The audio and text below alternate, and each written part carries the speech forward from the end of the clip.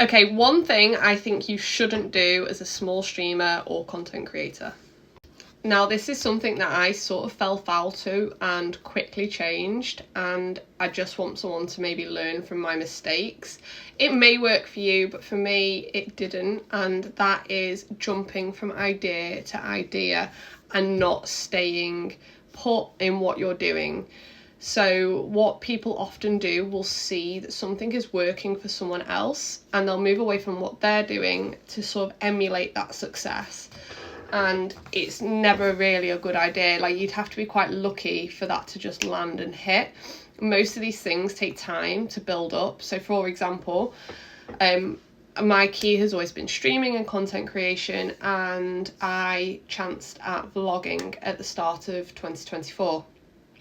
Weekly vlogging, day in the life of what I'm up to, because I felt like it would be a cool way to like keep people engaged in my like real life. And it got too hard for me to sustain.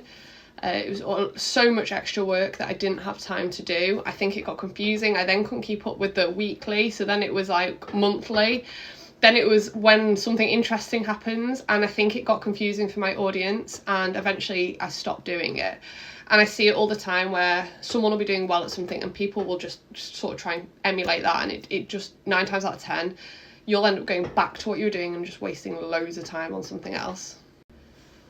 You need to find out what is working for you and lock that down hard before you try and take on anything else. Do not take on too much. Don't try and just blanket everything and hope something sticks. Find out what's working, what's not working. If something isn't working, then yeah, by all means change, but like, don't just try and do everything, because you don't have that much time in your day. Well, generally you don't, and you'll end up diluting yourself too much and confusing your audience. Your audience, I can promise you, loves stability. So if something isn't working, make a move, but then stick to your move.